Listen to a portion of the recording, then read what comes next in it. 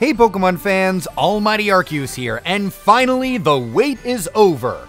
Pokemon Generation 8 has finally been announced, and the games Pokemon Sword and Shield are coming to the Nintendo Switch this fall or winter or somewhere in late 2019. It's kind of odd they didn't give us an exact month even yet, so that leads me to believe they might put it actually in December rather than November or October like the past two generations have been. We've gotten a lot of details that have come out and people have been picking apart the trailers, but I want to dig a little bit deeper into the starters, the three starters that were announced. We got Grookey, Groovy Grookey, we got Scorbunny, and we got Sabo. And a lot of people have been pointing out some really interesting facts about them, but I feel like we need more of an in-depth analysis. We need to explain all of the possible bases that these Pokemon starters are based on. So without further ado, I want to jump in and explain all three of the GALAR starters and jump in and talk about their origins and their connections. There's some you might know, there's some you might not know, so I hope this video gives you some interesting insights. So without further ado, let's get started. Now, typically, in each generation, there's some sort of theme that ties the three starters together. In Generation 6, this was RPG characters, in Generation 7, this was circus performers, and in Generation 8, this is no exception to the rule, we have what appears to be a sports-based trio. But more than that, there's also a deeper linkage that people aren't exactly akin to, and that is this linkage of luck, magic, and mysticism that links the three starters. And also a literary connection. Interestingly enough, all three of these animals have some sort of literary connection to English literature. I'm going to take each of the starters one by one and break down these different analyses of both their sports connections, their mysticism connections, their literary connections, and other things that might involve these starters' evolutions and the references that they are connected to, just so you get a full picture of what this basis for the Galar region starters is. So let's jump in with my favorite, Grookey. And yes, I am part of the Grookey gang. Grookey gang, Grookey gang, Grookey gang, Grookey gang. Oh my god, please kill me. Why did I just do that? That is miserable. Grookey is the grass chimp Pokemon. It kind of has this Darwin-esque reference there because it is a chimp, and Charles Darwin did the theory of evolution. He's from England, and so he traveled around the world and did a theory of evolution. That'd be really creepy if we found like a man-based evolution, like it moves from chimp to man into its third stage. That would be really creepy, and I really hope that's not where it goes, but the possibilities are endless. We have no information about that yet. Grookey's name is based on a variety of words. There's so many different ways it works in its references. So it could be a combination, a portmanteau of gorilla, groove, and groove either qualifies for music when it's like hitting the rock and hitting it rhythmically, kind of like a drummer, or the groove on a wicket in cricket. There's also grove is a possibility for part of that portmanteau, and that is both related to the grass typing that it has, as well as a cricket grove. This is where the cricket game is played. It's a giant little grass circle there. And then monkey, of course, Grookey, so monkey. And also, if you notice the sound there, rookie, Grookey, rookie is the name for a starting sports player, an amateur, somebody who's just jumping into the big leagues, and so they're trying to prove themselves in some sort of sporting event or some sort of skill. So all of those words kind of work into this Grookey gang, this Grookey name. So we'll have to see really what it qualifies as. I think this is what really ties it together, as being referencing cricket, as having a multitude of cricket references there, as well as that stick that it's tapping on that rock can be a reference to the actual cricket bat that you use to hit the ball in cricket. Its Japanese name is Sarunori, and that's a portmanteau much simpler than Grookey. It's just of two words, of Saru, which is monkey, and Nori, which is excitement or rhythm, so you have this rhythm theme coming back again. And that's making some people think that Grookey will be related to grooves or music or some sort of, drummer-based thing. And we don't really know if that's the case. I think it might just be like, hitting the groove of the game, and I also think that grove is a very valid combination there as well, like grove, cricket grove.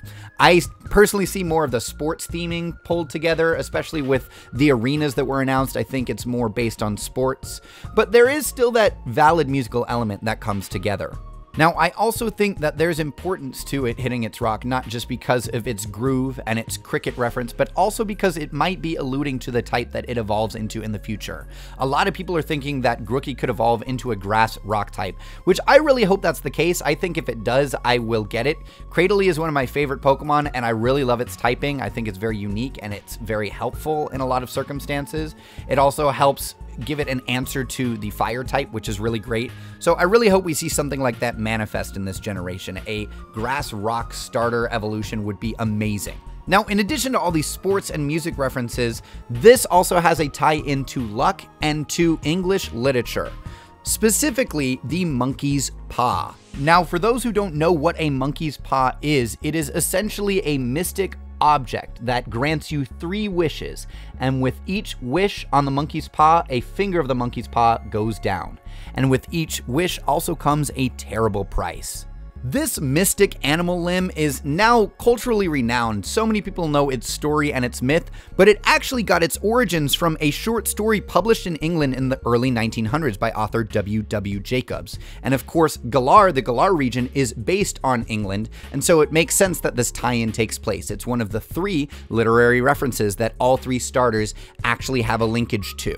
So now that we know some of the origins of this species, let's speculate what its evolutions will look like. And yes, maybe there will be that man one, but I really hope not, because that would be nightmare fuel personally to me.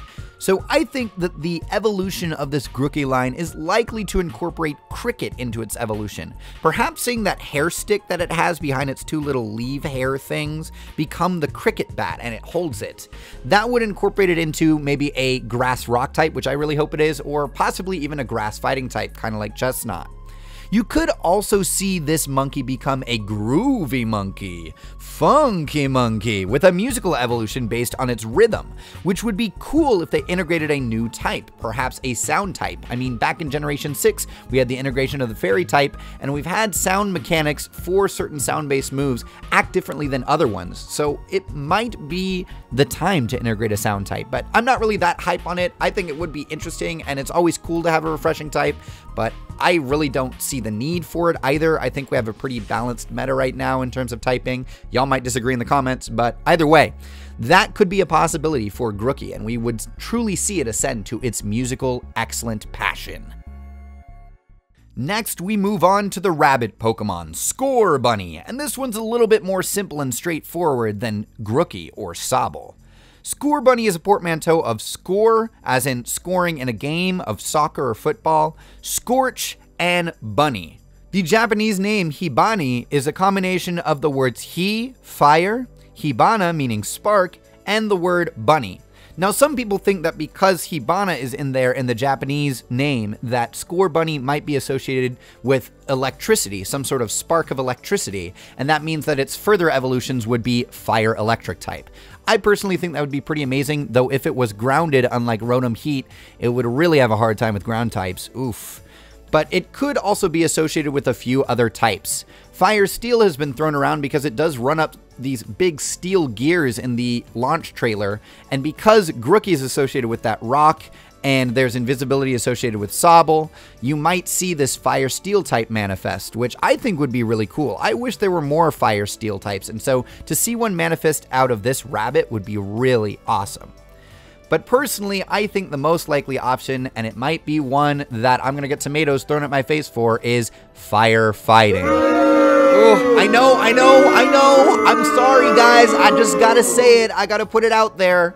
We haven't had a firefighting type since Generation 5, and I know people got tired of it because they went to Blaziken, then Infernape, then Enbor. So I understand launching a firefighting type would be kind of diluted, but at the same time, I think it fits the theming perfectly. It's very clear that this rabbit is going to be associated with soccer or football if you're in the UK. I guess I should probably call it football to respect the Galar region or whatever. But honestly, it makes sense, right? Evolving into a kicking bunny. High jump kick just makes so much sense if it's soccer associated. Although, then it would have to compete with Lopunny and Mega Lopunny, which, you know, that's kind of stiff competition if you think about it. So, we could get something really creative, or we could get about what we expect. Either way, this bunny's kind of middle of the road for me. I'm sorry, I'm still Team Grookey, Grookey Gang, all the way. Now, there are a lot of famous literary rabbits in the UK, probably because there's a lot of rabbits generally around there. Like, obviously we have Peter Rabbit, but this rabbit in particular is likely linked to the White Rabbit, Lewis Carroll's Alice in Wonderland character. This rabbit does seem pretty speedy, and you know the famous line by the White Rabbit from Alice in Wonderland is, I'm late for a very important date." So obviously it would have to run fast, but rabbits are already fast on their own anyways. I don't know, I'm probably stretching this out too much, but it is kind of connected to the White Rabbit. That's a literary connection to English literature specifically. And then beyond that, there's also deeper mystic lore, and that comes in the form of the rabbit's foot. So we had the monkey's paw, and now we have the rabbit's foot. And the rabbit's foot is a worldwide folklore tale that says that if you carry a rabbit's foot, it will grant you good luck. This particular lore was expanded upon actually by African American tradition, but it continues on ubiquitously as a symbol of good luck. People will carry rabbit's feet as a symbol of good luck and to grant them good luck. Apparently there's also some sort of UK colloquialism where you say rabbit, rabbit, rabbit over and over, or white rabbit, white rabbit, white rabbit, and that's supposed to grant you a good day or something along those lines. But I think, especially with the highlight of the feet of Scorbunny, that this is more directly associated with the rabbit's foot mystic object. Obviously, every fire type is based on a Chinese zodiac animal, and so now they've chosen to focus on the rabbit. It'll be interesting if they do go up to Gen 12 and then Gen 13, what they're going to do after that, or if they'll just repeat the cycle. As I said before, I think future evolutions of Scorbunny will likely be a fire fighting type, and I think they're going to be associated mostly with soccer. They might incorporate certain aesthetic elements to make it look even more like a soccer player, like some sort of jersey, or maybe its feet look a little bit more like tennis shoes. I think it will actually be feet focused. I think we're going to see a lot of focus on the rabbit's foot. You're going to see moves like blaze kick and jump kick and high jump kick learned relatively early on, perhaps upon evolution of these Pokemon. And I really think that's really what's going to pull it together. I think it's really going to focus in on the soccer element. And I predict, especially if the further evolutions are pretty cool, that we're going to see this Pokemon focused on a lot in the anime. But it always depends on how these starters poll with audiences. So we'll have to see. Finally, we have the timid chameleon Sabo, and unlike the other two, it doesn't have nearly as explicit sports references. There's a few you can speculate, but it's not as tied into sports as the other two are, but it does have some mystic as well as literary tie-ins that help complete that thematic triangle at least. So Sabo is the combination of sob and bubble most obviously, but it could also be a combination of soccer and dribble as well, tying in the sports and the soccer theme that has been seen throughout the trailers of Galar in Generation 8. Its Japanese name is Meson, which is a combination of the words meso meso, which is the word for sobbing, and chameleon as well. So Meson, meso meso chameleon. It's a watered lizard Pokemon, and lizards are very often associated in many different cultures with kind of bad spiritual energy and bad juju. Lizard body parts are often used in bad spells and charms and potions brewed by witches in order to bring about troublesome times. Most famously, they're utilized in the stage play Macbeth, written by William Shakespeare, perhaps the greatest author to come out of English literary culture. And the three witches use lizard body parts in order to conjure up troublesome times using the spell Eye of Newt and Toe of Frog, Wool of Bat and Tongue of Dog, Adder's Fork and Blindworm's Sting, Lizard's Leg and Owlet's Wing, for a charm of powerful trouble, like a hellbroth boil and bubble, double, double toil and trouble, fire burn and cauldron bubble. In addition to these tie-ins, chameleons are often signs of bad luck in Africa and African folklore. In Madagascar, they are specifically associated with bad times when they fall from trees and their babies burst out of their bodies. Really visceral and gross, ugh. All of these bad omens and bad signs that come from lizards might contribute to the reason that Sabo is crying and sad and timid. It doesn't want to get hurt, it doesn't want to get used in any of these potions, it'd rather hide away, and it definitely doesn't want to be associated with any of those bad things. Oh, poor little Sabo, Because of these mystic elements, as well as its ability to camouflage as a chameleon, it could likely evolve into something that's water psychic or water ghost type. Though some who see the connection to water polos think we might see a water fighting type, I don't really see that strong of a connection aside from it being in the water. And yes, water polo was invented in England as well, so it kind of makes sense if you're tying in all the three sports together. But honestly, I don't really think this little wimp is going to become a water fighting type. I mean, those limbs don't look like he's hit arm or leg day. And maybe he will, I don't know. Obviously, we saw some big expanses from Mudkip to Mega Swampert, so there's always a possibility. But I think it's more likely that it's going to stay a ghost type or a psychic type in addition to its primary water type, because it seems more mysterious, like it's going to stay hidden and secluded. We'll see something a little bit more along those lines. So that's all I have about the three starters. We have the Mystic Connection in the Rabbit's Foot, the Monkey's Paw, and the Lizard's Leg, or Eye of Newt. We have the literary connections in the Monkey's Paw short story, Alice in Wonderland, and Macbeth. And of course we have sports connections in soccer, in cricket, in water polo even possibly. And all three of these starters have some really amazing designs, some really deep lore that I think really informs how awesome the Galar region is going to be. So let me know what you think in the comments. I want to know what starter you're going to be picking out of these three as you forge your way through Galar.